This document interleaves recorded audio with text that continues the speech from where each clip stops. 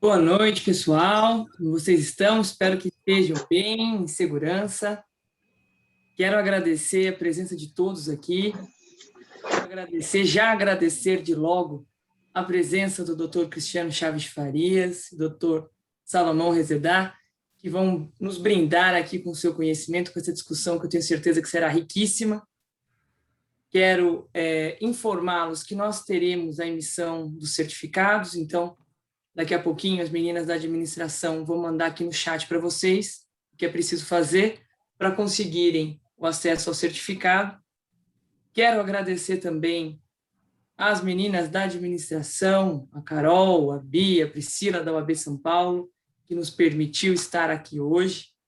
Quero agradecer a Miriam e a Bia. A Bia hoje está aqui, mas ela está aqui como membro da comissão, né, Bia? Então, isso mesmo. Obrigada, Mari. Seja muito bem-vinda, viu, Bia?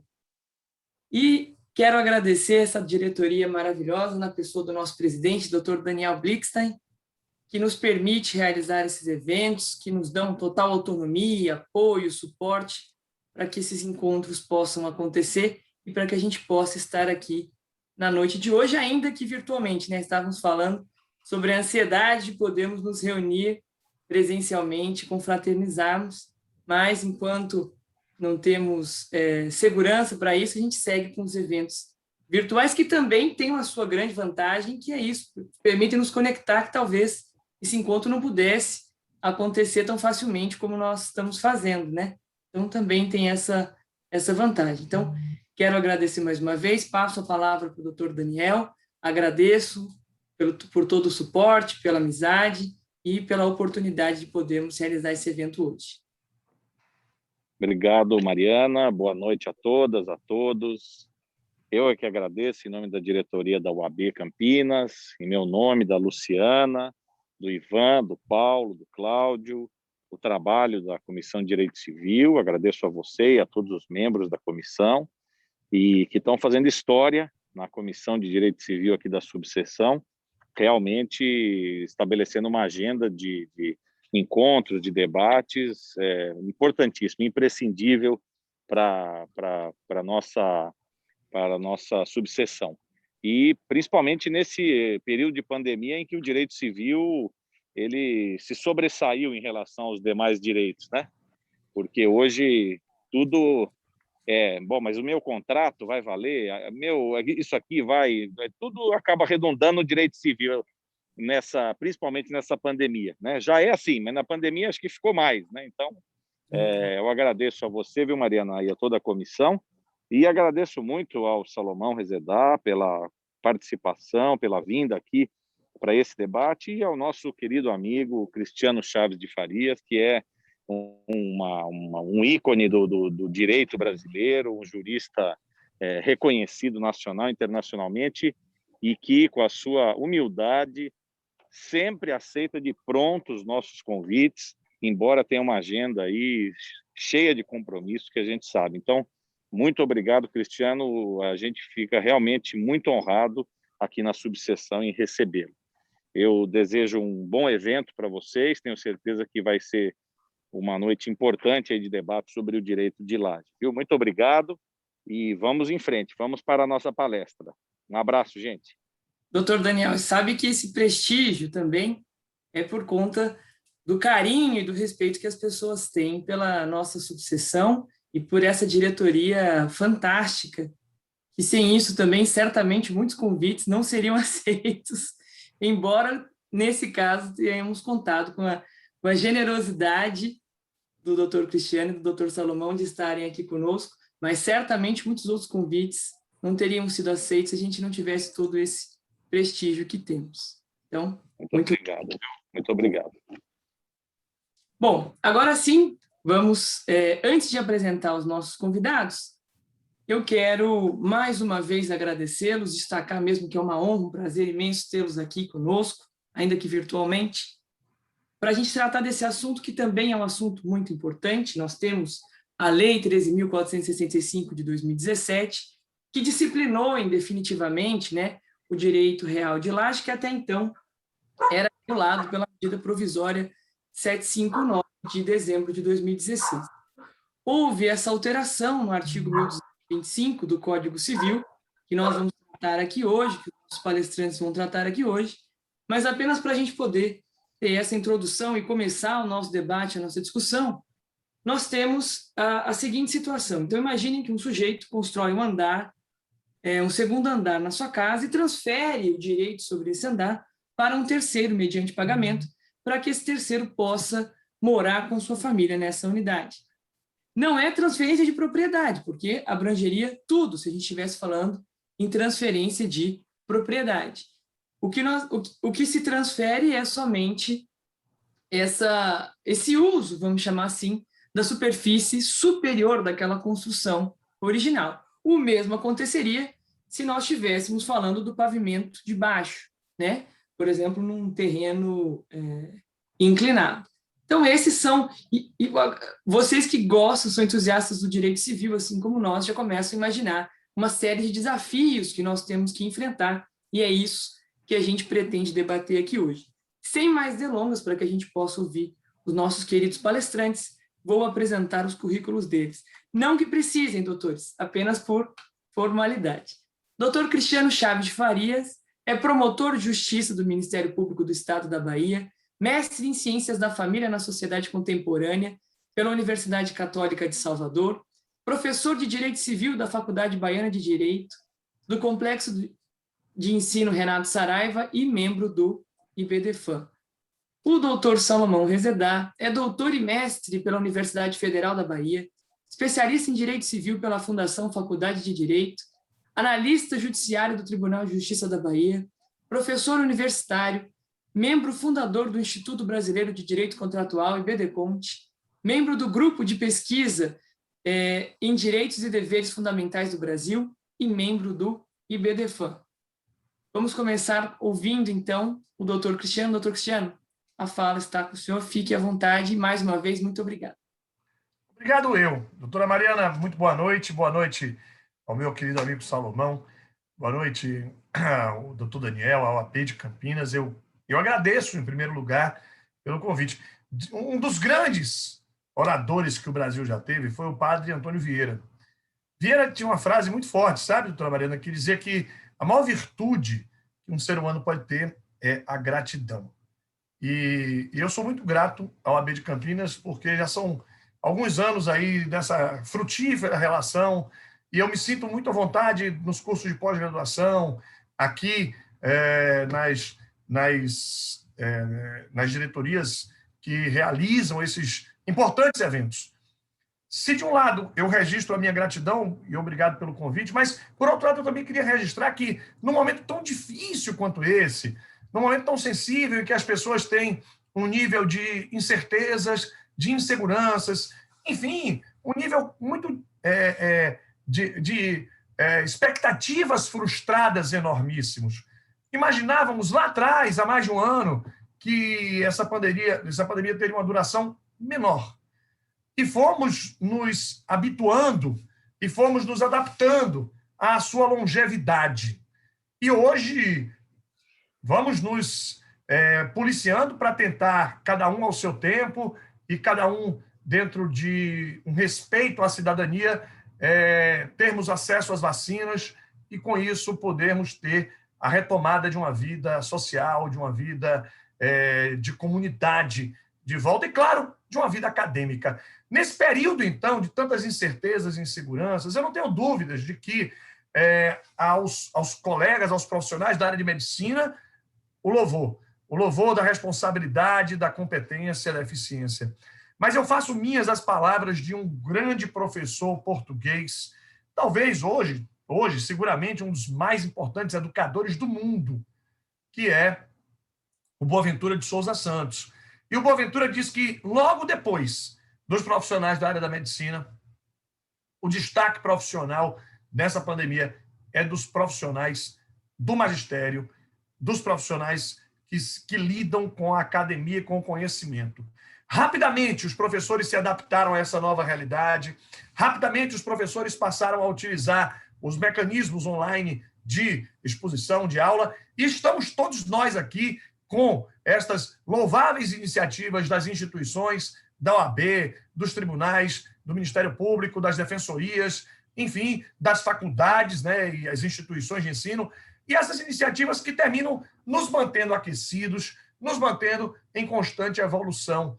E, claro, preocupados, sim, de resolver problemas que surgiram, problemas que nós não conhecíamos sequer até bem pouco tempo. Então, parabéns, viu, doutora Mariana? Eu não tenho dúvida de que o seu cuidado, a sua atenção, a sua sensibilidade de articular aí o dia, o horário, Daniel dizia, realmente, eu tenho um problema enorme de agenda, até porque durante esse período eu estive acometido da Covid, fiquei 30 dias praticamente sem trabalhar e me recuperando, e por isso terminei hoje com um volume assoberbante de compromissos que tiveram de ser reajustados, tiveram de ter um reagendamento. Então, eu me justifico de público para dizer que não foi nenhum momento de deselegância, desatenção, de não conseguir de imediato aí uma data para esse nosso encontro. Ao mesmo tempo, eu queria, doutora Mariana, lhe parabenizar pela escolha do tema. A senhora foi precisa no relato fático. O direito de laje no Brasil surgiu de uma medida provisória de dezembro de 2016, convertida em lei em 2017, e uma lei importante. Não tem em nenhum outro país uma norma congênere. E muitos colegas, eu aqui aludo a dois grandes amigos pessoais, inclusive, que são os professores Rodrigo Mazei, do Espírito Santo, que tem uma obra específica sobre o tema, e o meu conterrâneo, meu amigo Pablo Stouze, aqui de Salvador. E os dois fazem referência ao direito de laje, o direito real de laje, por uma ótica europeia. Mas é muito interessante, sim, perceber que, antes de nós, os italianos, os espanhóis, os portugueses, nossa pátria-mãe, trataram, sim, do direito de laje. Só que nós não podemos importar deles a normatividade sobre a laje. E o motivo é muito simples. Nesses países europeus, da Europa continental, da Europa ocidental, a laje é tratada como um direito real sobre coisa alheia. E exatamente porque a laje é direito real sobre coisa alheia, aquele caso, sabe, doutora Mariana, que a senhora narrou, de uma pessoa que constrói, que faz. Me permita, e eu vou pedir licença a todos para usar a linguagem que todo mundo entende. E a linguagem que todo mundo vai entender é aquela pessoa que fez um puxadinho vertical, superior, às vezes inferior, nas favelas, por exemplo. Aquele puxadinho, na Europa, existe sim. Só que na Europa, aquele puxadinho existe em locais nos quais o direito de laje funciona como o acesso a uma segunda casa, a uma segunda propriedade. A casa de praia, a casa de campo, a casa de férias, de veraneio. No Brasil, não. No Brasil, a laje não tem a mesma funcionalidade europeia.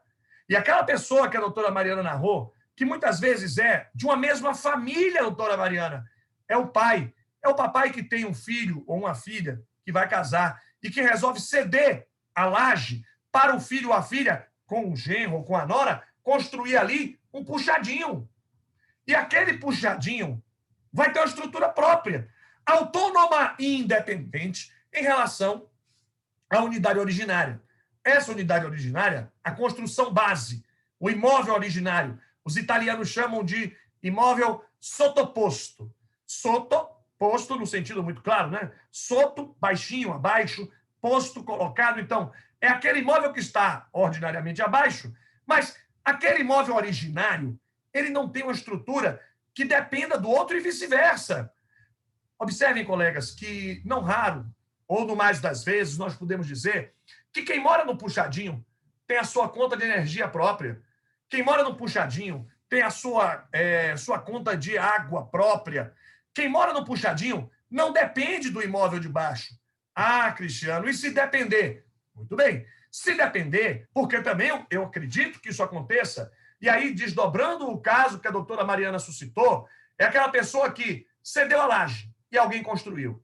Se for um filho ou uma filha, não raro, e isso é verdadeiro, esse filho ou filha constrói, mas aquele imóvel de cima, aquela nova construção, aquela nova estrutura imobiliária, ela tem pontos de afinidade, pontos de interseção com a estrutura originária. Muitas vezes eles constroem ali uma área de serviço, uma área de limpeza, uma área de lazer. Nestes casos, o que se caracterizará será benfeitoria ou acessão por construção. Nos dois casos, ou benfeitoria ou acessão por construção, incidirá a teoria da gravitação. E todos vão lembrar que, de acordo com a teoria da gravitação, o acessório segue o principal. E se o acessório segue o principal, significa que o titular do imóvel original vai ser, sim, o titular daquele puxadinho. Ah, Cristiano, mas e quem realizou? Não vai ter uma indenização? Vai!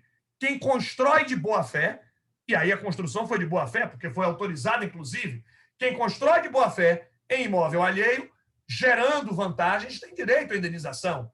Então, aquele que construiu, o filho ou a filha, por exemplo, quando esse casamento ou união estável estivesse dissolvendo, e aí nós não podemos esquecer, né? Quando o véu da paixão já não mais encobre os defeitos recíprocos, o final é inexorável. E aí, quando vem o divórcio, a dissolução da união estável, eles vão querer partilhar, né? Afinal de contas, todos dois colaboraram para aquela construção. Mas aquele imóvel pertence, por exemplo, ao pai de um deles. Então, o que se vai dizer é aquele que efetivamente construiu, ou aqueles, no plural, para ser mais exato, vão ter direito à indenização, e essa indenização será paga pelo titular do imóvel originário, como dizem os italianos, da unidade sottoposta. E por que ele? Porque ele adquiriu a construção. O acessório segue o principal se houver ponto de interseção, se houver ponto de afinidade. Mas aí surge uma outra vertente, surge uma outra situação bem distinta. Não raro, colegas, não há nenhum ponto de interseção. Não raro, não há nenhum ponto de afinidade. E muitas vezes, aquele que constrói até separa o acesso.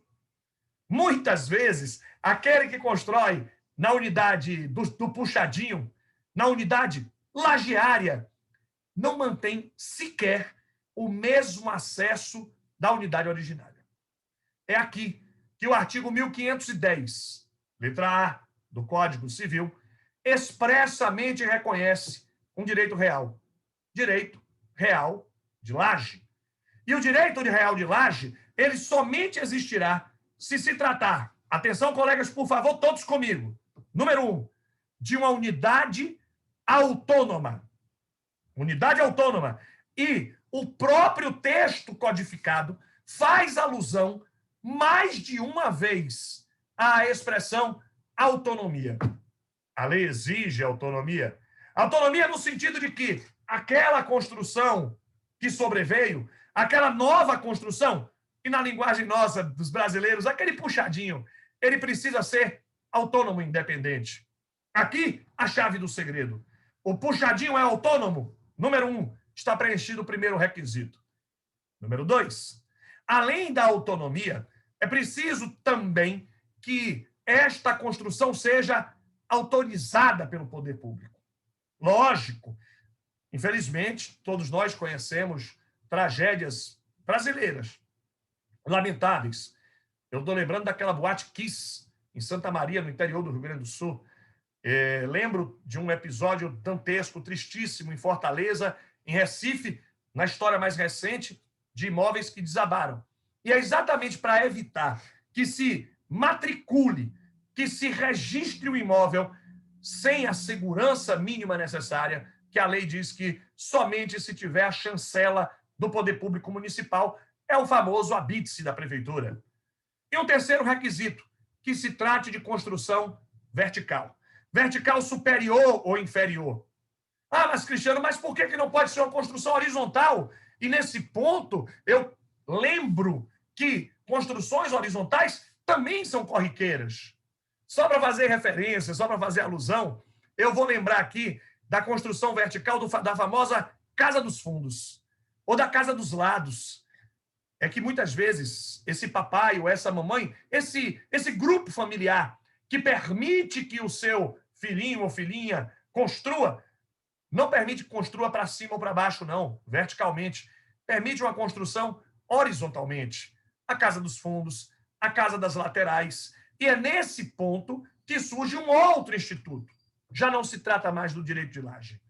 A lei, doutora Mariana, é aquela mesma que a senhora muito bem lembrou. É a Lei 13.465 de 2017, uma lei extremamente complexa, uma lei de grande verticalidade, e eu digo sempre de grande capilaridade, porque ela é uma lei transversal. Ela atravessa o direito civil, o direito privado, ela atinge o direito processual, ela atinge, porque ela cria regras processuais, ela atinge o direito administrativo, então ela vai até o direito público, ela cria regras urbanísticas e ela cria um novo modelo de condomínio.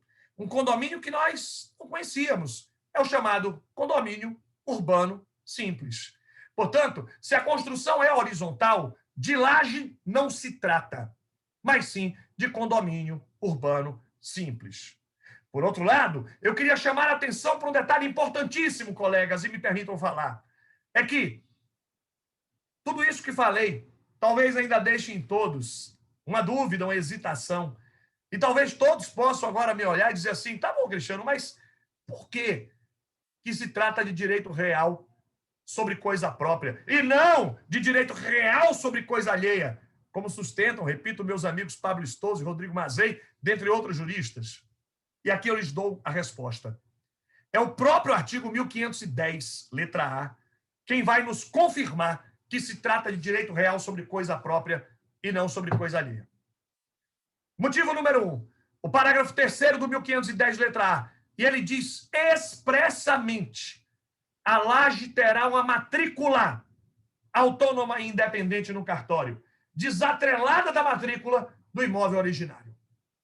Ora, se a laje vai ter a sua matrícula própria, autônoma, desatrelada da matrícula do imóvel originário, é porque aquele direito real não se confunde com o outro. São dois direitos reais autônomos e independentes. Esse é o 1510, letra A. No 1510, letra B, ele ainda diz mais. Depois de dizer que cada um tem a sua matrícula e que cada um paga o seu imposto, colegas, vocês perceberam? Cada um paga o seu tributo. Por quê? Porque cada um é titular de seu imóvel. Não são direitos reais que se misturam, que se imbrincam. Se fosse direito real sobre coisa alheia, seria um direito real acessório. E, portanto, toda a tributação seria suportada pelo proprietário. Não é? Mas o 1510, letra B, vai mais longe e diz: o proprietário não pode interferir na laje e o lajeário não pode interferir na propriedade.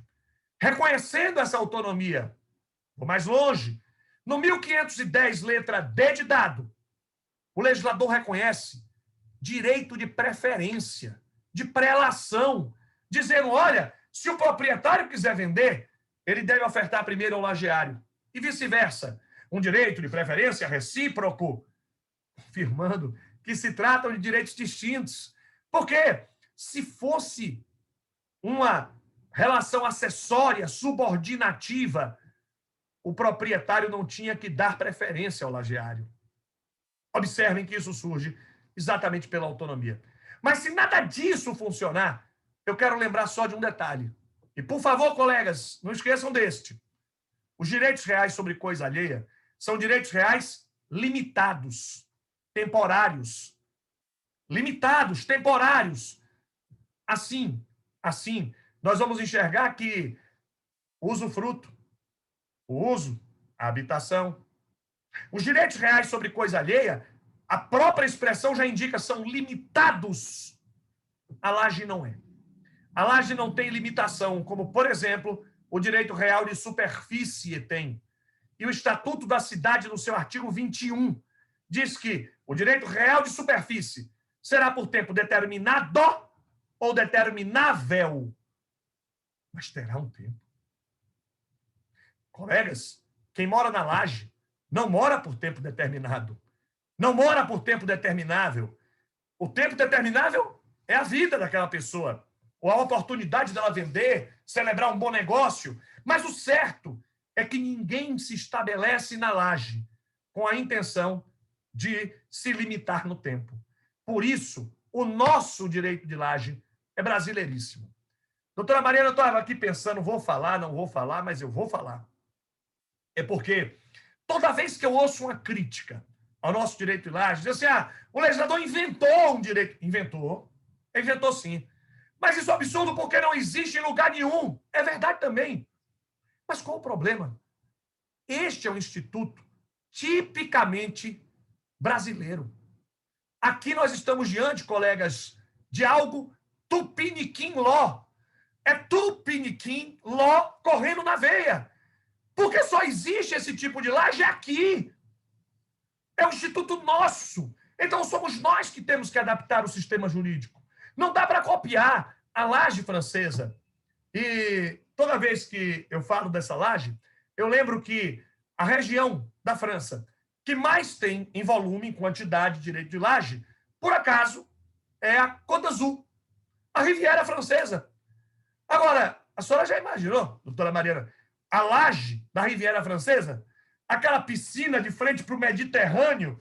Essa é a laje brasileira? Aquela é por tempo determinado, porque aquela, o proprietário permite que alguém construa sobre ele, negocia um valor, porque pode ser onerosa ou gratuita, negocia um tempo para que o outro possa se pagar, usufruir o investimento, e depois de 15, 20 anos, aí o proprietário diz assim, olha, você ficou aí, você usufruiu, fica para mim a construção.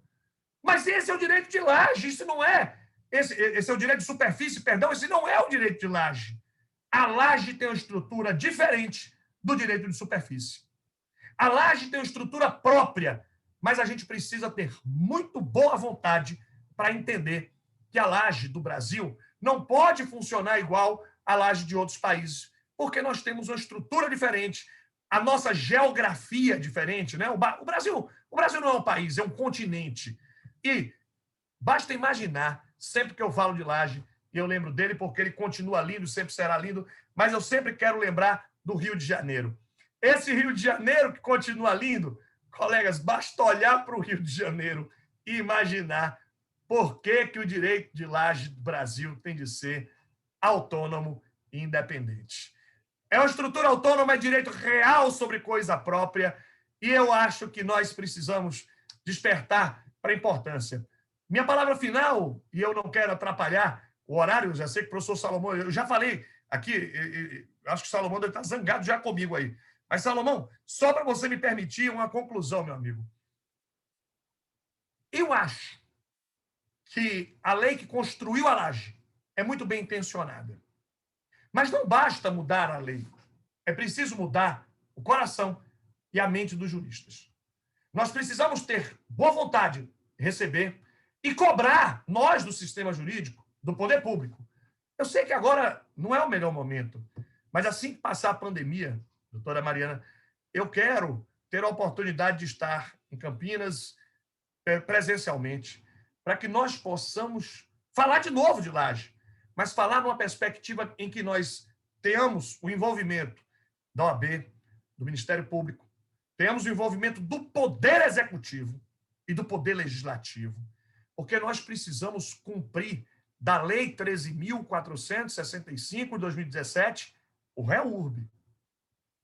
O REURB, a ideia de uma reorganização fundiária, a ideia de criar a lei como um mecanismo para fazer com que essas pessoas tenham inclusão social, essas pessoas possam ter o direito de dar a sua escritura pública em garantia, para que essas pessoas possam se divorciar, dissolver suas uniões estáveis e partilhar, para que quando o titular da laje faleça, sua família não precise botar a mão na cabeça e perguntar ao seu advogado agora faz o quê? E o advogado, praticamente na transmissão do futebol da Rede Globo, lembrando do Galvão Bueno e do Arnaldo César Coelho, pode, Arnaldo? Pode fazer o quê agora? Porque isso não tem escritura, mas vai ter. Então a ideia é facilitar a vida dos cidadãos brasileiros e, em última análise, o exercício da cidadania, mas é claro que vai facilitar muito a vida do advogado, porque o advogado vai fazer um inventário mais seguro, um divórcio mais seguro, uma dissolução de união estável mais segura.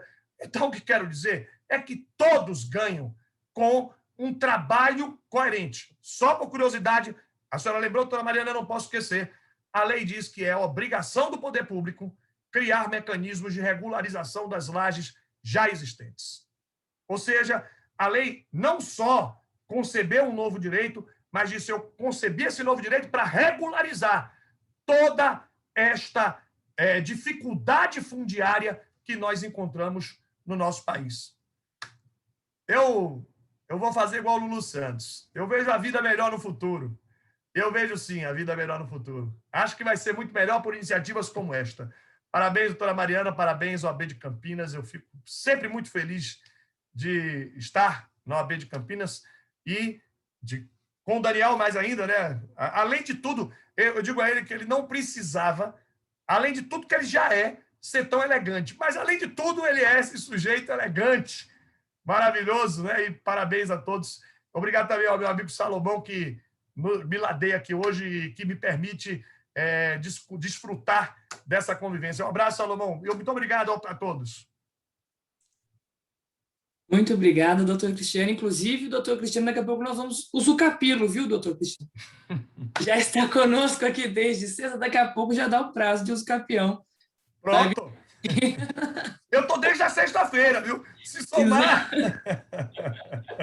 Daqui a pouquinho já dá o prazo. É usucapião pro labore. Segue junto. Um novo instituto para a gente já debater. Bom, a fala é do senhor. Bom, pessoal, primeiramente, meus agradecimentos pelo convite, né? Eu sou, ao contrário do Cristiano, que já está usucapido aqui, eu sou um estranho no ninho ainda, então a responsabilidade de vocês em me trazer aqui é muito grande. Quero agradecer aqui ao professor Cristiano, que sempre está aqui, apesar da gente estar a, acho que uns 6 quilômetros de distância um do outro aqui. Tem um tempão que a gente não se vê, né, essa questão da pandemia. O Cristiano está aí meio que revelar os dados pessoais dele, meio que se mudando, e aí ele está agora na casa da sogra aí. Olha que pessoa boa, está na casa da sogra aí, porque a casa dele está em reforma, então está meio bagunçado encontrar com esse indivíduo aí. Doutora Mariana, obrigado pela gentileza, obrigado pelo carinho no tratamento do convite aqui. Doutor Daniel, eu não sei se ele ainda está aqui, mas receba meu agradecimento.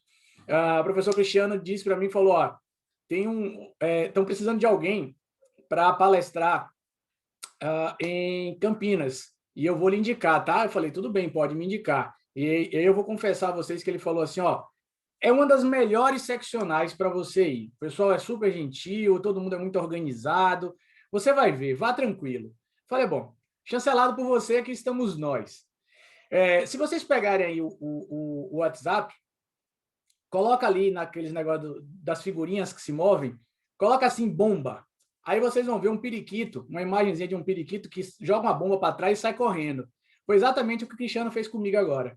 Ele simplesmente deu uma aula em 30 minutos e desligou o microfone dele.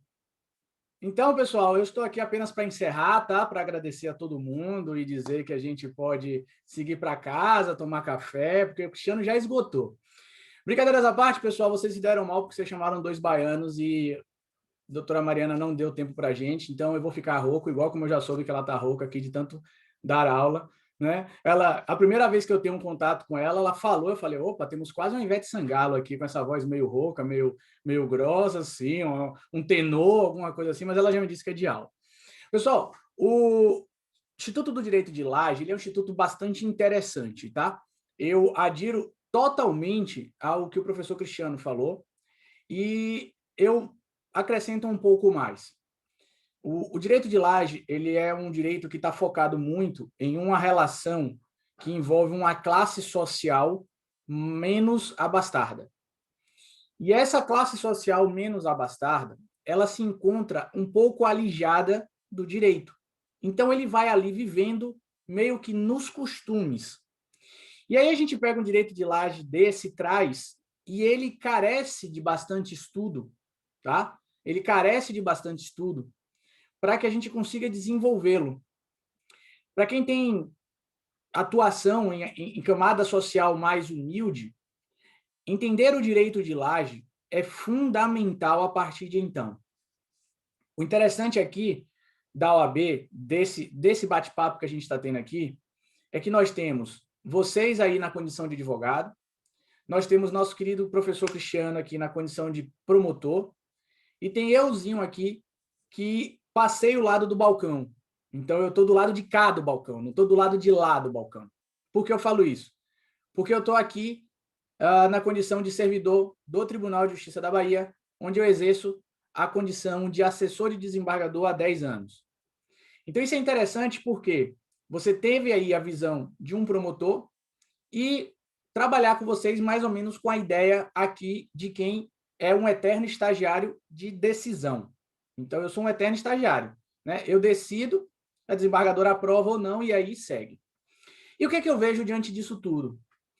Eu vejo que boa parte dos processos que existem, né, para essa camada social, eles existem por problemas que poderiam ser evitados.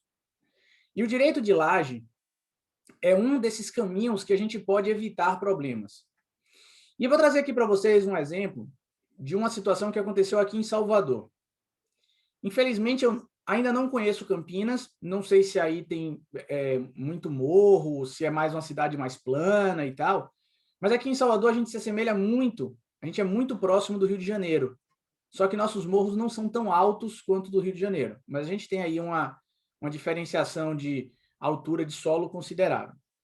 E uma certa vez, teve uma chuva considerável aqui em Salvador, e aí com isso correu terra, né? E nessa onda de correr terra, uma rua em um bairro popular, em uma comunidade, a rua rachou.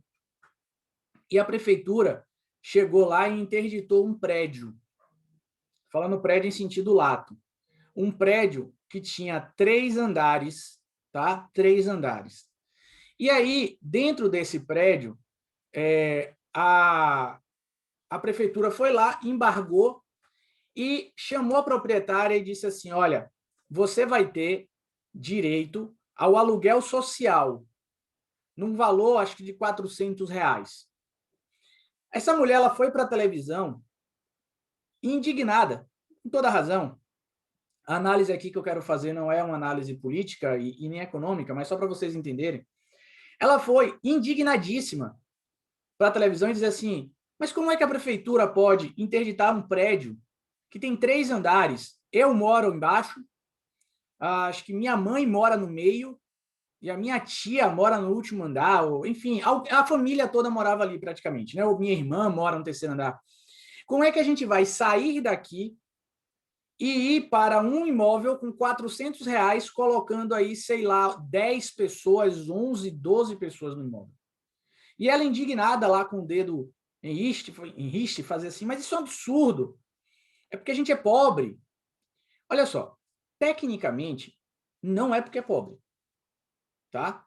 Tecnicamente, a prefeitura enxerga aquele imóvel como um só. Não existem 3 imóveis ali, como faticamente existe. Então, quando você tem um imóvel na base e você levanta um outro imóvel e levanta um outro imóvel, esses imóveis são analisados e são visualizados para o serviço público, para a formalidade de um processo, por exemplo, esse imóvel é visto como uma unidade só.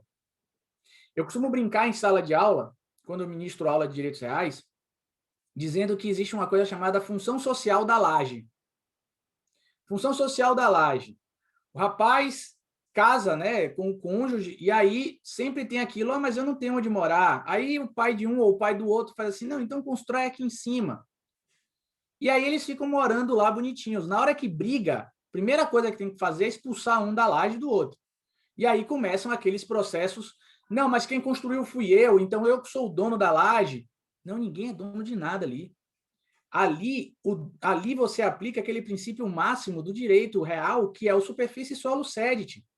Então, o dono do solo é o dono da construção, que é o dono da construção que está acima, que é o dono da construção que está acima, que está acima, que está acima, que está acima. Então, o que você pode ganhar ali é o que mais ou menos o professor Cristiano falou, uma mera indenização por benfeitoria, seguindo ali a altura do mais ou menos o 1320, mais ou menos, que diz que é aquele que constrói, né, imóvel alheio, aplica-se material em imóvel alheio, se de boa fé, recebe uma indenização pelo material aplicado e etc. e tal. Para essa senhora, a prefeitura não errou. E olha, eu não estou falando do valor do aluguel em si. Eu estou falando que para a prefeitura, ele enxerga aquilo ali como uma unidade imobiliária apenas, e não como 3. E aí a gente tem o direito de laje para resolver isso. E como muito bem o professor Cristiano falou, o direito de laje, ele vem ali no meio termo entre o regime de condomínio propriamente dito. Porque quando você constrói um prédio em edifício, chamado condomínio edilício, você tem um mix de unidade privativa e um mix de unidade comum. Tanto que quem ainda não teve a curiosidade porque não mora ou porque nunca olhou mesmo, se você morar num apartamento e você der uma olhada no seu IPTU, o metro quadrado que é calculado no IPTU, ele é maior do que a sua unidade imobiliária. Por quê? Porque dentro desse metro quadrado da unidade privada, ele conta a garagem e ele conta uma fração ideal da área de condomínio. Ou seja, você é proprietário de um percentual da piscina, você é proprietário de um percentual da quadra, da grama, do jardim e etc e tal. Tanto assim que é com base nisso que se deve pagar a cota de condomínio. Tanto assim que isso é o que justifica, salvo previsão em contrário no regimento, na Convenção de Condomínio, é isso que justifica, por exemplo, aquela eterna pergunta que se faz: mas por que a cobertura paga mais do que a unidade padrão? Mas na cobertura tem 2 velhinhos só, na unidade padrão tem 4 meninos que tocam terror usando a piscina. Mas por que eles pagam mais? Porque a unidade privativa tem uma projeção maior de área na área comum. Isso é mais ou menos a ideia do condomínio. E aí a gente tinha uma zona neutra, em que a gente não sabia como atuar. E aí, quando eu falo a gente não sabia, somos nós do Poder Judiciário. Por quê, pessoal? Eu estou muito à vontade aqui na seccional e eu posso falar isso muito tranquilamente. Quando eu era da faculdade, quando eu comecei a advogar, né, a advocacia é uma profissão tão importante que ela é a porta para as outras profissões, né? Então, primeiro você advoga e depois, se você não for o seu feeling, a advocacia, você parte para outras profissões. Mas você está ali, a advocacia é a base estruturante de conhecimento de outras profissões. Então, quando eu estava na graduação e quando eu estava na advocacia, eu sempre ouvi uma frase que eu acho que vocês também já devem ter ouvido. Quando um juiz dá uma decisão muito boa, todo mundo vai para lá e fala assim: nossa, o juiz deu uma decisão excelente, deu uma decisão muito boa. Ele é um juiz muito bom. E aí todo mundo sai feliz porque tem aquela decisão muito boa. Só que agora, como eu disse a vocês, aí eu já estou com 11 anos e alguma coisa, já beirando 12, na condição de assessor, eu posso tranquilamente dizer a vocês que isso é uma meia-verdade, né? Se for possível, doutora Mariana, existir meia-verdade e meia mentira, então isso é uma meia-verdade. Por quê, pessoal? Antes de uma boa decisão de um juiz, existe um excelente advogado que argumenta. Tá? O juiz, como ele tem aquele princípio da inércia, o juiz ele tem aquele princípio da vinculação da decisão aos argumentos do advogado, nenhum juiz pode ultrapassar o que os advogados falam, porque aí senão a gente teria aquela decisão defeituosa citra, ultra ou extra petita. Então o juiz tem que ir ali no alvo. E quem bota o alvo para o juiz acertar são vocês, advogados. Então entendam que antes de uma boa decisão, tem um excelente profissional que conseguiu elaborar uma tese que convenceu o magistrado em comparação a uma outra tese, porque o advogado ainda tem esse detalhe. O advogado tem que vencer a outra parte e convencer o juiz. Então, a gente tinha esse buraco aqui no meio. E os advogados tentam sempre elaborar excelentes teses para nos convencer a decidir em prol deles. É a função de vocês. E o direito civil, se você observar e abrir ali a partir do artigo 1228 do nosso Código, que trabalha com a propriedade, você vai ver que o Código Civil não define o que é propriedade. Ele simplesmente não define. Se você abrir o 1228, você vai ver que está escrito assim: o proprietário é aquele que tem a faculdade de usar, gozar e dispor e o direito de reaver o bem da posse de quem quer que o justamente possua ou detenha. Está ali. Veja que ele não usa nem a palavra propriedade, ele fala do sujeito, o proprietário. E isso é interessante para vocês, advogados, na hora da argumentação, porque você pode multiplicar esse ideal de propriedade. E veja que o direito real, ele caminha muito devagar, mas ultimamente ele tem caminhado de forma muito interessante. Você tem aí o direito de laje, que é, se o professor Cristiano estivesse aqui, ele ia me questionar, mas ele é inspirado no direito de superfície, numa modalidade que antigamente era chamada de superfície por sobreelevação. E aí veio o direito de laje. Nós já falamos em time sharing ou multipropriedade. E para quem é hiperconectado hoje, eu estou até querendo ter um tempinho para dar uma olhada nisso, mas para quem está hiperconectado hoje, dica, estudar NTF. NTF são as grandes negociações que estão sendo feitas hoje por propriedade em cima de foto, em cima de GIF, em cima dessas coisas, dessas maluquices que a gente acaba se acostumando na internet. Então, é uma propriedade em cima do abstrato. É em cima simplesmente do abstrato. É um novo comportamento daquilo aí já muito mais vinculado lá próximo dos direitos autorais. Mas veja que a gama ela está se abrindo. E para vocês, advogados, isso é excelente. E o direito de laje vem aqui exatamente para reforçar isso. Observando o direito de laje numa perspectiva meramente econômica, ela garante ao titular uma ingerência no seu patrimônio de forma excelente. Porque a partir do momento em que você tem uma escritura pública dizendo que aquela construção em cima de uma unidade primitiva, ela difere da unidade primitiva, você, número 1, protege a unidade sobressalente de execuções na unidade primitiva. Coisa que não aconteceria, por exemplo, se você simplesmente construísse. Você, simplesmente construindo, você entraria com um embargo de terceiro e diria, olha, doutor, eu fiz aqui, ó, isso aqui é benfeitoria feita por mim. Então, você pode até executar, mas você vai me dar um dinheirinho aí pelas benfeitorias que eu fiz. Mas a essência, que é o direito de propriedade, que é a casinha para você habitar, estou fora. Você não teria. Com o registro do direito de laje, por exemplo, nasce para o titular do direito de laje chamar a Lei 8009/90 e garantir o bem de família legal. Nasce com o direito de laje também a possibilidade de você hipotecar o direito de laje. Por que não? Nasce a possibilidade de você simplesmente hipotecar. Ou seja, a circulação econômica que o direito de laje possibilita é muito interessante.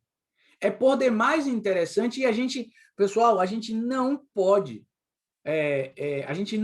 entender o direito sem entender os reflexos econômicos dele. É muito romantismo a gente enxergar o direito e dizer assim, não, veja só, isso aqui não tem nada a ver com a economia, né? Meus alunos de graduação, quando eu passo um problema, por exemplo, de direito de sucessões, que tem que fazer ali cálculo de legítimo, aquela coisa, professor, eu não fiz matemática não sei fazer conta. Aí eu já falo logo, então vai ser advogado pobre. Porque não sabe fazer conta, não vai saber contar dinheiro. O pessoal vai passar a perna. Então, a gente tem que idealizar um sistema vinculado, sim, à questão econômica. E o direito de laje, ele tem essa perspectiva econômica muito forte. O professor Cristiano falou aí de direitos de laje, crème de la crème, né? Lá na Côte d'Azur, aquela coisa toda. Eu falo do direito de laje daqui. Direito de laje daquela casa de reboco, direito de laje daquela construção que se faz em um ambiente micro para dividir aí uma unidade imobiliária. Esse instituto, eu digo a vocês de coração, eu não acredito que ele vá conseguir um desenvolvimento teórico tão acelerado. Por quê? Porque ele é um direito que, infelizmente, pessoal, abrange uma camada mais humilde na sua essência. E a camada mais humilde na sua essência, ela não tem condições de pagar os honorários que um profissional qualificado merece. Então, é um instituto que tem um cunho social muito interessante, muito interessante. É um instituto que vai regularizar a vida de muita gente, que vai garantir aquele princípio básico existente no artigo 6º da Constituição Federal, que é o direito fundamental à moradia.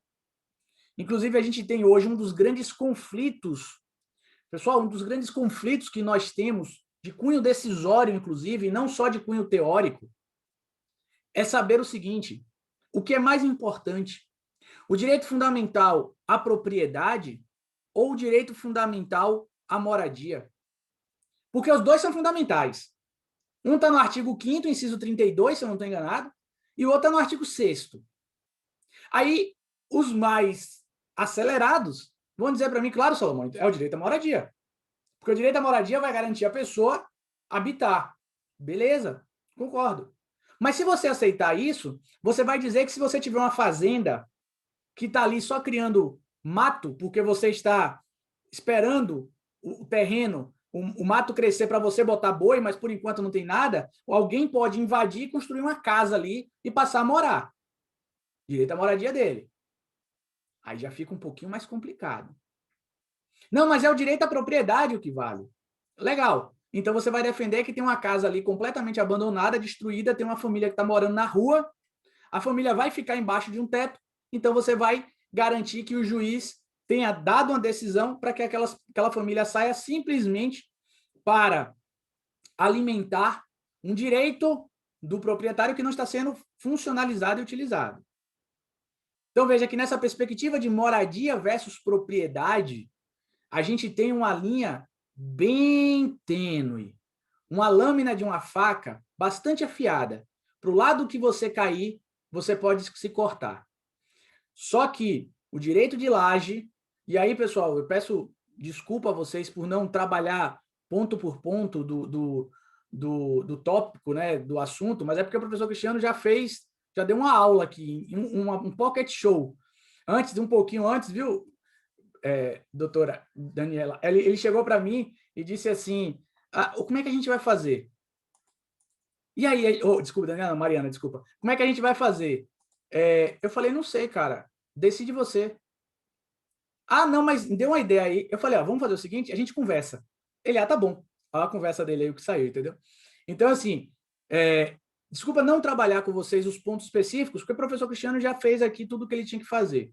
Mas o que eu quero que você veja é o seguinte, o direito real de laje, sendo ele um direito em coisa própria, sendo ele um direito em coisa alheia, essa discussão aqui trabalhada, na prática, o direito real de laje, ele assegura, na minha opinião, a concretização do direito de propriedade e 2, ao mesmo tempo, a manutenção do direito à moradia.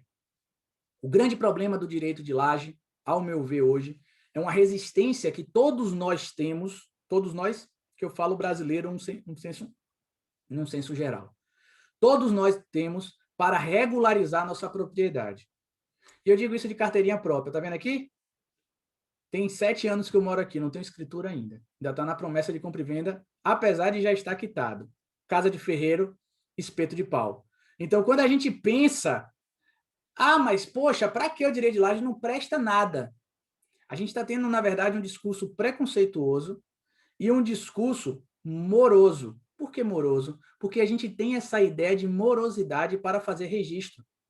Para fazer a matrícula, para estabelecer um registro da sua propriedade, a gente tem essa dificuldade. Muitas vezes porque é excessivamente caro, né? Excessivamente caro. Só que aí a gente também tem aquele auxílio do artigo 108 do Código Civil, que diz que os imóveis de valores até 30 vezes o valor do salário mínimo, a gente não precisa fazer uma escritura pública, então a gente já livra esse valor da escritura pública. A gente só vai para o registro. Mas, pessoal, já gastei aqui 30 minutos falando com vocês. Vou deixar agora aberto. O que eu quero apenas deixar para vocês, pedir desculpa, porque tem 2 vira-latinhas aqui, é a hora da fofoca, tá? 7h30 é a hora da fofoca, da comunicação geral aqui do bairro, para contar o que é que aconteceu durante o dia. Mas eu quero deixar aqui para vocês o convite para que vocês explorem esse instituto. É um instituto que, apesar de 2017, né, doutora Mariana, 2017, a gente está em 2021, e eu vou confessar uma coisa a vocês. Eu faço uma média de 5 acórdãos por dia. média de 5 acórdãos por dia. Só eu. Lá no meu gabinete, a gente ainda tem mais 5 assessores. Nunca chegou lá no gabinete uma questão envolvendo o direito de laje até agora. Nunca. Tá? Só está perdendo... eu já peguei habeas data, habeas corpus, declaração de inconstitucionalidade, ADIM, ADC, já peguei tudo lá. Eu só não peguei 2 coisas até agora que eu me lembro de cabeça aqui. Falência e direito de laje. A gente precisa explorar mais o Instituto, que é um instituto tão bonito quanto esse. Doutora, segue com você. Doutor Salomão, muito obrigada pela aula, pela exposição tão clara e precisa. Sobre a fofoca dos seus cachorros, os meus estão participando aqui também. Lá tem aí, os meus respondem daqui, viu? Aqui tem dois vira-lata, um vira-lata original e um labra-lata, que é uma mistura de um labrador e um vira-lata. Aí agora começa, até umas 8 horas começa essa fofocagem aqui.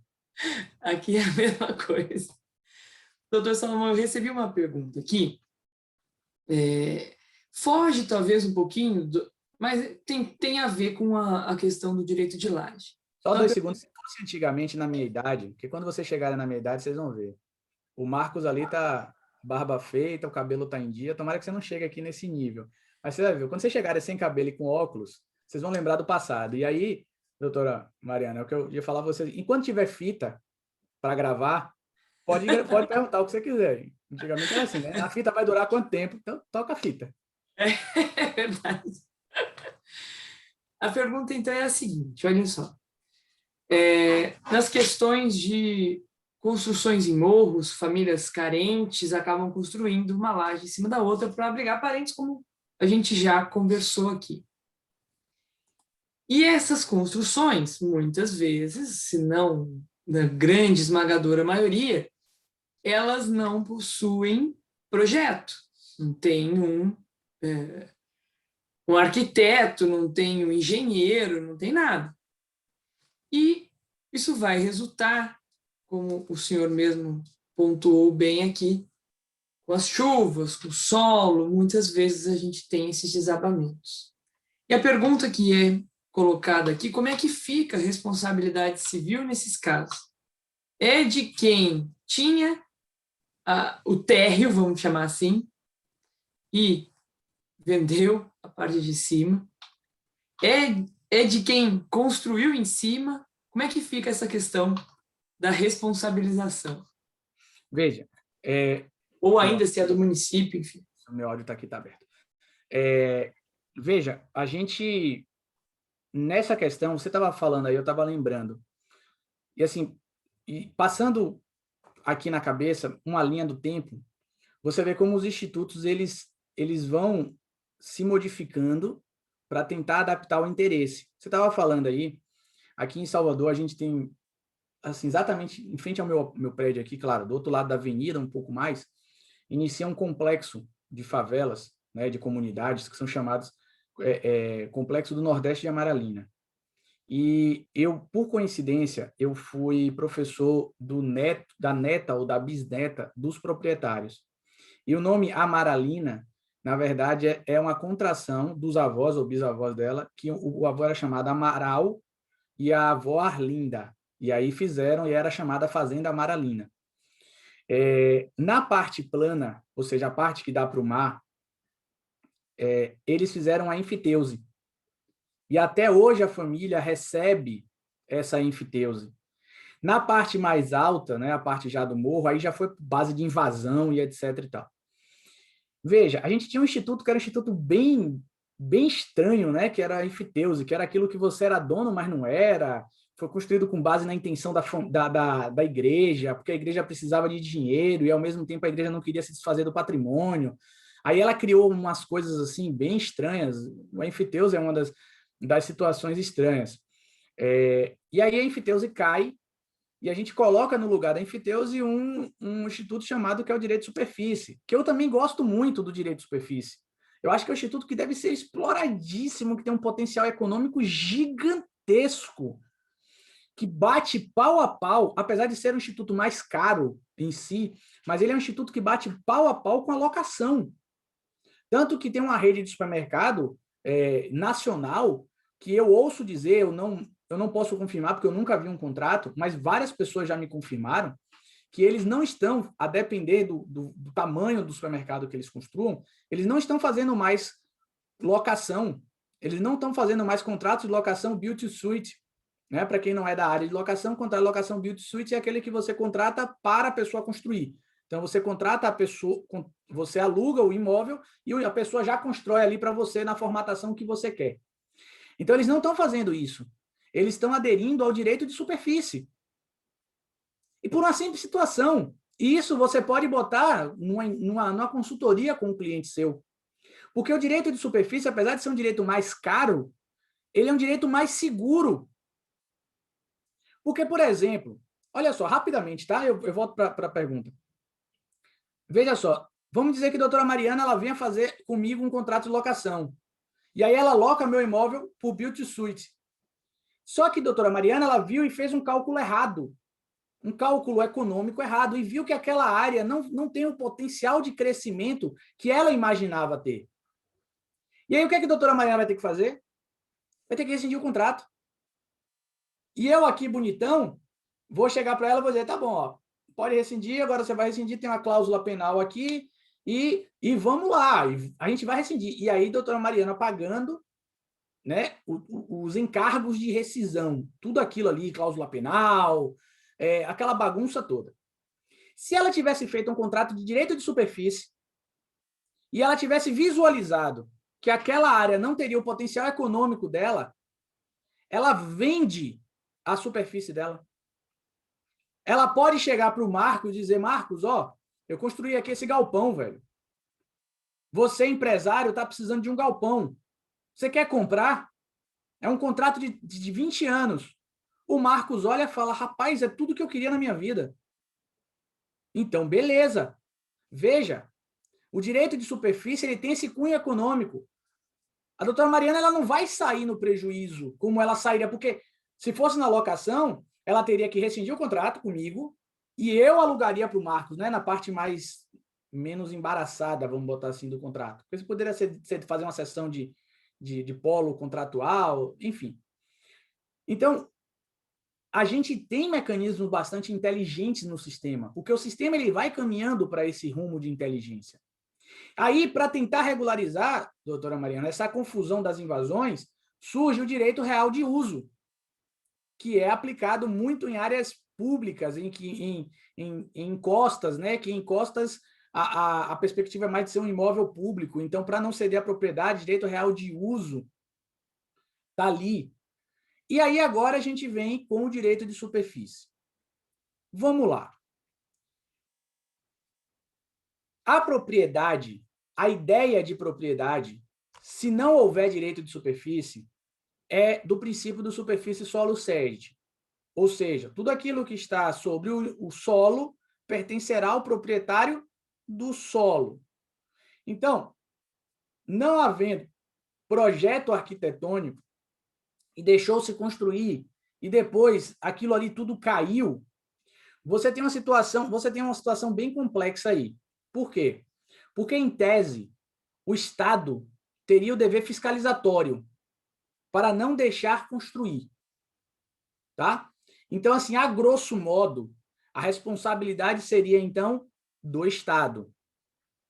Porém, eu vejo também a possibilidade de você responsabilizar o proprietário de baixo, porque ele tem o conhecimento do suporte da estrutura da propriedade dele. Então, veja só, ele construiu ali e deixou que alguém construísse acima dele. Eu acredito que a responsabilidade também será do proprietário da unidade de baixo. Evidente que o proprietário da unidade de baixo também ele pode, e o de cima também pode ingressar contra o Estado. Numa perspectiva bem ampla de um caso de omissão estatal, certo? No caso de omissão aí que essas comunidades formadas em área de risco, na verdade, decorrem totalmente de omissão estatal. Na realidade, assim, é uma condição bastante difícil do Estado, tá? Aqui a gente tem casos em Salvador, por exemplo, que o Estado vai lá, pega a casa, constrói uma casa em outro lugar, transfere a família, derruba a casa, aí a família aluga a casa de lá e volta para o lugar que estava. E aí fica meio que nesse embate. É uma questão bem difícil. Mas, tecnicamente, eu vejo a responsabilidade do Estado por um ato omissivo, e aí a responsabilidade do Estado ele é interessante porque ela atinge o pico da responsabilidade civil, né, que é a responsabilidade por risco integral, que abrange, inclusive, caso fortuito e força maior, e a responsabilidade aí do proprietário da unidade de baixo na perspectiva aí de uma responsabilidade mais light, mais tranquila do que a do Estado.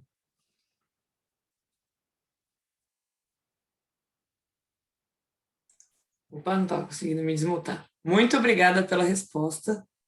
Mais uma pergunta, dá tempo, doutor Salomão? Temos fita. Pode se quiser. Tem fita.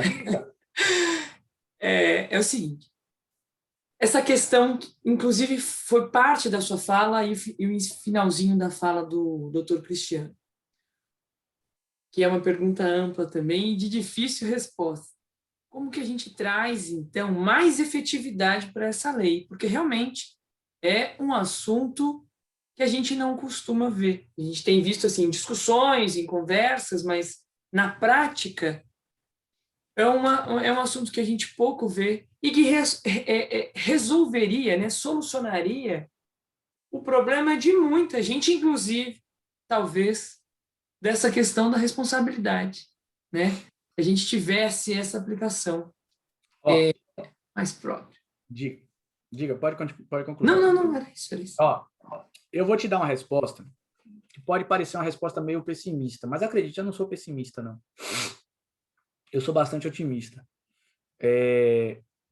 Eu sempre sigo a ideia de que, assim, a ideia que é dita lá no interior de meu pai, que diz assim, estando em cima da terra, embaixo do céu, tá tudo certo. O resto a gente resolve. O que acontece? Você me pergunta, o que falta para efetivar? Eu te digo que o que falta para efetivar é um interesse social e um interesse econômico. O interesse econômico da efetivação, isso eu estou falando aqui meio que de forma um pouco irresponsável por falta de pesquisa. Mas, observando, sem nenhum cunho científico, eu acredito que o público-alvo, vamos botar assim, de uma legislação como essa, seria um público de classe social mais humilde.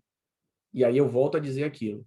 A classe social mais humilde, ela não tem a condição econômica de pagar o valor de um advogado especializado. Então, a gente já tem esse problema. Mas vai para a defensoria. Eu não sei como é que é a defensoria daqui. A daqui está super lotada. Então, a gente já tem esse problema. Então, é uma questão do despertar o cunho econômico. Tá? Veja, por exemplo, um instituto... Hoje mesmo eu estava mexendo em um processo, antes de vir para cá, um instituto das antiguíssimas, prisão civil por débito de alimento. Todo mundo usa. Todo mundo usa. E é atrativo. O do processo de hoje era super atrativo. Era uma dívida da pensão alimentícia de R$33 mil por mês. 33 pau por mês. Então, vezes 3, R$99 mil. Então, é atrativo. Não vamos ser ingênuos nesse ponto. Isso que está declarado, né, doutor Salomão? Isso é o que tá ali dizendo que o indivíduo não pagou. Então, assim, tem esse cunho econômico, esse apelo econômico que é muito fraco, né? Para você parar, sentar, se especializar e tudo mais. Eu digo isso porque, por exemplo, pouca gente se debruça em estudar o ECA, por exemplo. E eu estou muito confortável de falar isso porque meu pai foi juiz da infância e da juventude durante 19 anos. Então, é muito confortável para mim falar isso. Pouca gente estuda o ECA. Por quê? Porque as ações do ECA são gratuitas. Não existe honorário de sucumbência em ação de ECA. Não existe. Então, a destituição do poder familiar, por exemplo, a parte contrária, se perdeu, não vai te pagar honorários sucumbenciais. E eu sei que honorários sucumbenciais é uma parcela interessante da remuneração do advogado. Então, não tem esse cunho econômico, ele afasta um pouco a ideia do estudo, né? A ideia não é nem do estudo, mas da prática, da atuação prática. E o outro lado é o social. Por quê? Porque o direito de laje, geralmente, ele vem para regulamentar situações que já estão, vou usar uma palavra que a gente usa muito aqui na Bahia, situações que já estão empenadas desde sempre.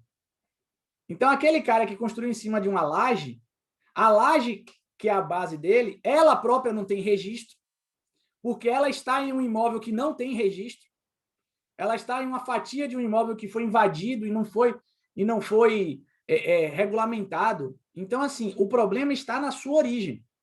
E veja que o código ele é muito bonzinho, o sistema ele é muito bonzinho para tentar regularizar.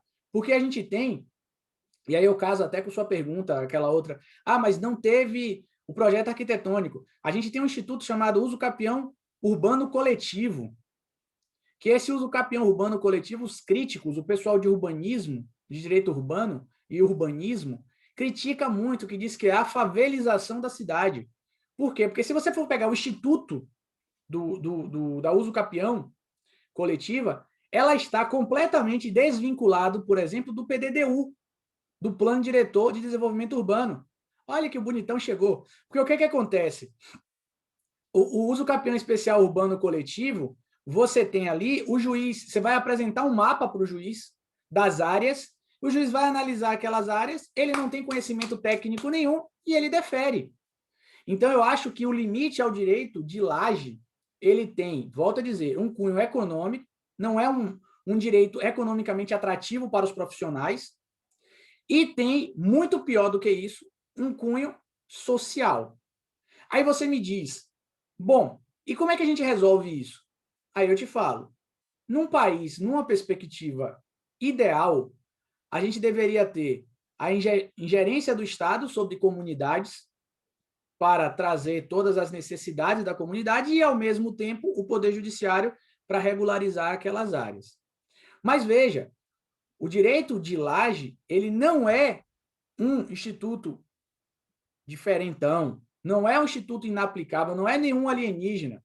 E já que o professor Cristiano entrou aqui, eu vou parafrasear a técnica de palestra dele e nossos queridos Caetano e Gilberto Gil, né, quando interpretam, eu falo os dois porque eu gosto muito da versão dos dois, quando interpretam o Sampa, dizem que Narciso acha feio aquilo que não é espelho. Então, não é para achar feio ou diferente a lei de laje, o direito de laje. Ele é um instituto que está aí, coitadinho. Ele precisa ser desenhado com cores mais fortes para que todo mundo enxergue ele.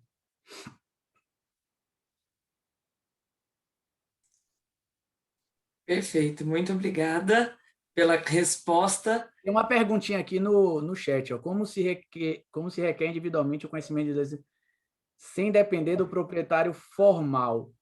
Bom, Osmar, pessoalmente, eu acredito que não tenha nenhum problema, porque, na verdade, você vai pedir a regularização da sua área acima, tá? Não sei se o professor Cristiano concorda comigo.